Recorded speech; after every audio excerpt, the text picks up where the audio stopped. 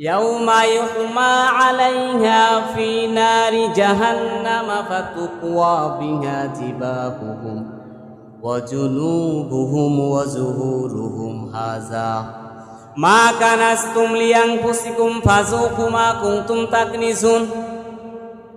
যাকাত না দেওয়ার পরিণাম কি হবে জানোনি কিয়ামতের ময়দানে? তোমার সম্পদকে লড়াইয়া যখন আগুনে জ্বালাইয়া গরম করিয়া নরম করবে, তোমার সম্পদকে যারা বাক্সজাত করে রাখছো, জমা করছো, ধন দৌলত জমা করেছো, সম্পদগুলা কিয়ামতের ময়দানে সাপে পরিণত হয়ে যাবে। সাপ হবে আল্লাহর কুদরতে, আর ওই সাপ ওই যাকাত না দেওয়া ব্যক্তির গলার মধ্যে পেঁচিয়ে যাবে। গলার মধ্যে পেঁচিয়ে মুখের দুই পাশে ঠোকরাইতে থাকবে। জোরে বলুন নাউজুবিল্লাহ, আরো জোরে বলুন নাউজুবিল্লাহ। বোঝেন না?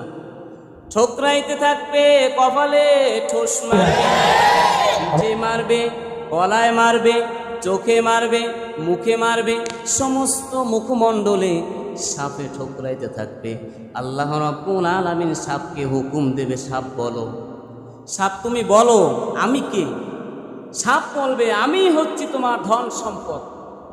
এখন তুমি যে সম্পদ গরিবের হককে নষ্ট করে নিজে খাওয়ার জন্য জমা করে রেখেছো, তুমি তো খাইতে পারো না, তুমি তো চলে গেছো, তুমি তো ছেলে মেয়েদের জন্য, আত্মীয় স্বজনদের জন্য সব কিছু রেখে চলে আসছো।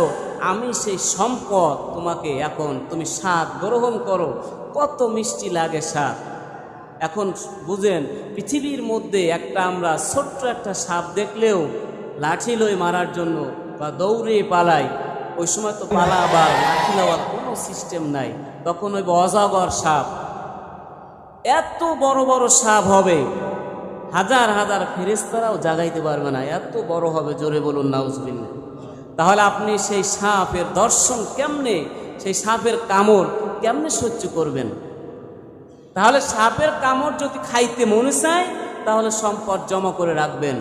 আর যদি মনে করেন না আমি দুনিয়ার সাপের কামড় সহ্য করতে পারি না, কত মানুষ মারা যায়, তাহলে জাহান্নামের আযাবের সাপ আমি কেমনে সহ্য করব? অসম্ভব। তাহলে হিসাব করে করে যাকাত বন্টন করবেন। রাজি আছে কিনা? আমরা রাজি আছি কিনা? মানুষ যখন টাকা দিতে যায় তখন মায়া লাগে, যখন কিছু মাল দিতে যায় মায়া লাগে। এই মায়া থেকে, এই নফসের সাথে জিহাদ করে, মায়া ত্যাগ করে, আল্লাহ এবং আল্লাহর রসুলকে ভালোবেসে, কোরআন হাদিসের আইন মেনে আপনার এই পৃথিবীতে জীবনযাপন